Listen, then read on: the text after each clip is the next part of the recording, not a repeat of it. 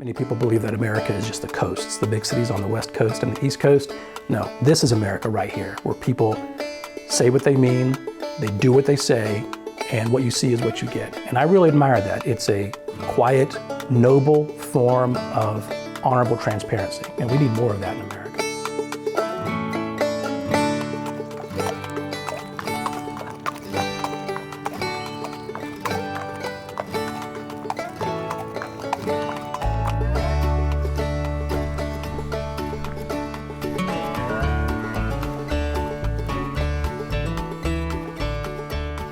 I am Jorge Antonio Rey, but ever since the Army, people have just called me Ray. In the military, you get known by your last name, which is pretty convenient because some people have a little trouble pronouncing my full name. I grew up in Florida and went to school there, but then I joined the Army, served in the military, went to war, and then went into federal service for a career. My life story is the story of, like many people in America, in which it's blended with different cultures. My father's family is from Spain. My mother's family is from North Carolina. And growing up in this sort of broad-minded environment, I was always interested in the fine arts, the visual arts, and culture and humanities. So that's what I went to college for. Of course, that was all put to an end when I joined military service and went into federal service for an entire career. But I was always interested in the visual arts and communicating through imagery. Well, now that I am done with my federal service and I am out here on my own, I get to make the storytelling, on my own terms. I get to decide what stories I tell. So now I'm returning to the art of telling stories through imagery, through moving pictures. So that's sort of where I want to spend the rest of my years, in bringing these positive stories to the public. I mean, I spent a career traveling the world and seeing different cultures, but I choose now to be here. Now that I'm operating under my own terms, I selected Appalachia to move to because it reminded me a lot of where I grew up. I mean, I grew up in Florida, and many people think of Florida as simply palm trees and beaches, but that's only part of the story. The real Florida, where I grew up, is very much the country. It very much is the South. It is farms, it is hills, it is orange groves, it is ranches. So moving here to Burke's Garden reminds me very much of growing up in Florida in the 1970s. Similar type of culture, similar type of sensibilities and neighborly love. So being here in Burke's Garden in many ways is a returning to my origin story, which is small town, country living, and returning to visual storytelling. My wife and I selected to move here because this area really sort of resonated with us. It connected with us and what we were looking for in a community to live in. I retired in 2020 and my wife and I moved to Burke's Garden. After retiring from federal service, I devoted myself to my second act, my afterlife, and that is storytelling. I am passionate about finding those great stories of community and redemption and love. And that's why being in Appalachia is the perfect place for that. Appalachia is a region of storytellers and stories to be told. There are stories here that I am excited about bringing to the public and sharing great stories with the world. Stories that so far have been maybe shared within smaller network circles in Appalachia that now are ready to be brought to a much wider audience. Appalachian storytellers are here, and I am proud to be among them now. Humans for millennia have learned how to survive, how to make their way in this world through stories. We learn through stories, and those who tell stories do a service to educate, inform, and to ensure that our culture remains alive. Stories are probably the most direct way to transfer ideas, to transfer life skills, to transfer knowledge, and to carry on the long line of family history and cultural history to those around us. Now, in olden days, that was perhaps a person around a fire telling a story to their fellow tribesmen. And later maybe it was someone who would tell stories to their grandchildren. In my time in the Army deployed overseas, it was soldiers sharing stories of what they did back home, what their family life was, what farm they lived on or what city they lived in. Stories is how we connect with each other.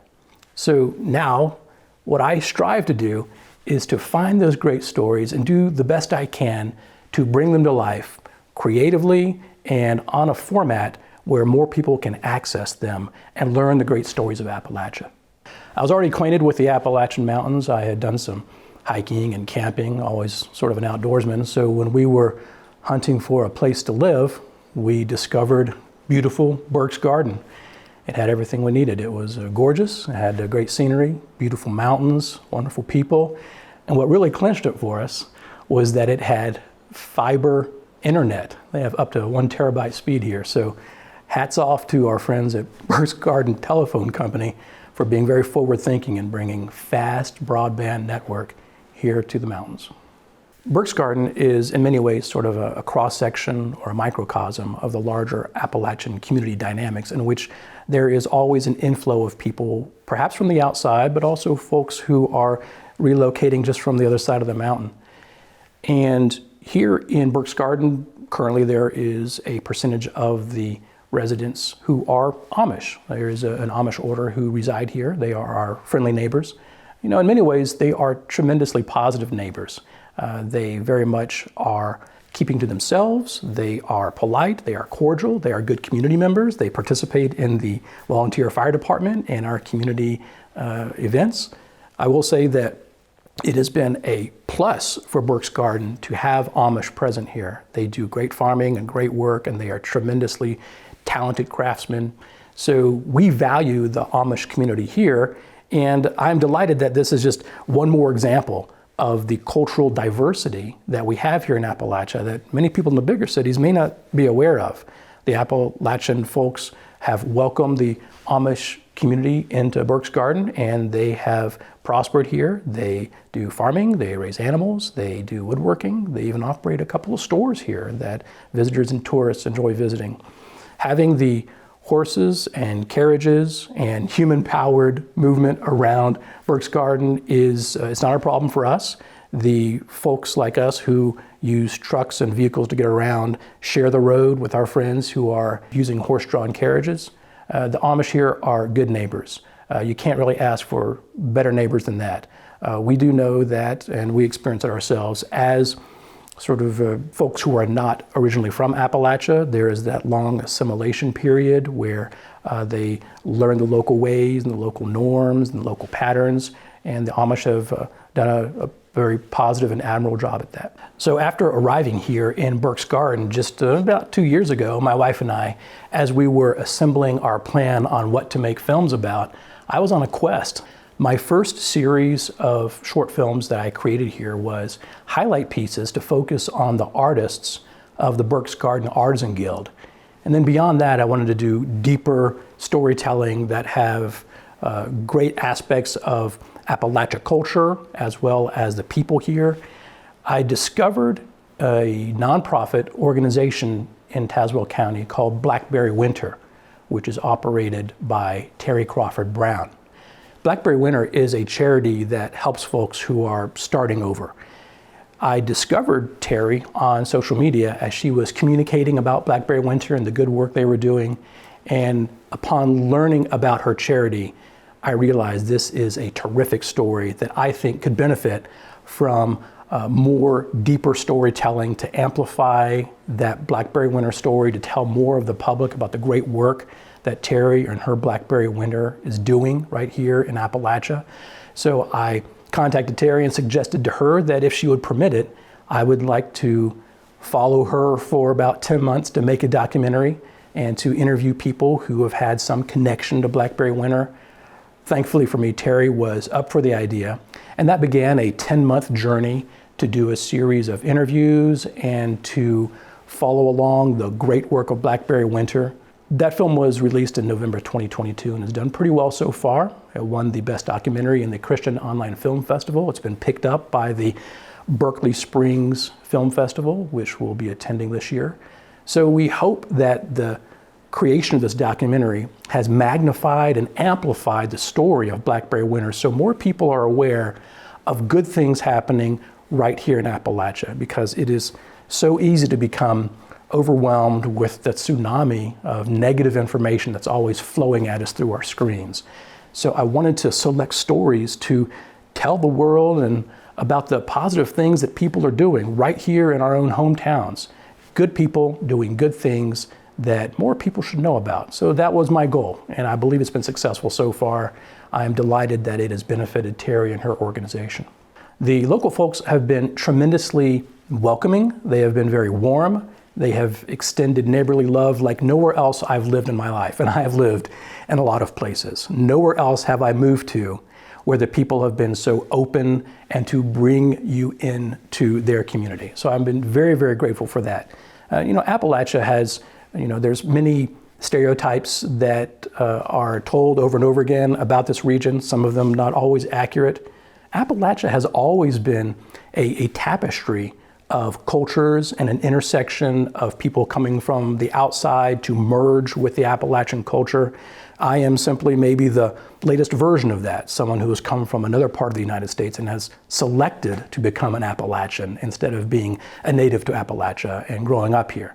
However, the culture and the dynamics really speak to me and my wife, and we are very grateful about the warmth of the neighbors who have welcomed us here into this community. The idea that Appalachia is so, monocultural and there's only one type of person that lives in the mountains of Appalachia is not accurate. Appalachia has always been an area where people from other places have come to find their future, to find their destiny. There's always been an inflow of people from different parts of the world. Just ask the Native Americans. There's always been a flow of people, and the culture of Appalachia is always going to be in a fluid state. And I am just one thread in that tapestry of what Appalachia continues to unfold as. An unexpected quality that I discovered here in the people in this community is their tremendous stamina, their endurance, and their willingness to welcome outsiders, even though in years past it may have been to their detriment. I will say that they have taken on and weathered difficult times, and they've come out on the other end of those difficult times with a remarkably unexpected positive attitude, whereas other people could have turned themselves into victims and have played the negative role, like look at what has happened to our community, or look at what has happened to this area when industry has left. That's not happening here. Folks here are tremendously optimistic about the future. They are tremendously positive about the ideas that come in from outside. So one thing that I could say that surprised me the most is that the folks here are tremendously positive. They have an enduring, open mind, which, given the circumstances that has befallen them, one could understand if they weren't as broad-minded. But I will say that I have been delighted at how open-minded and positive the people here are. The people of Appalachia, and specifically here in Berks Garden, Tazewell County, they are very candid and transparent, and there's no putting on of airs. They're not pretentious. They're not too precious about their identity or their image. What I really love about them is what you see is what you get, and that very much reminded me of the country community where I grew up. And that is a great reflection of America. Many people believe that America is just the coasts, the big cities on the West Coast and the East Coast. No, this is America right here, where people say what they mean, they do what they say, and what you see is what you get. And I really admire that. It's a quiet, noble form of honorable transparency, and we need more of that in America.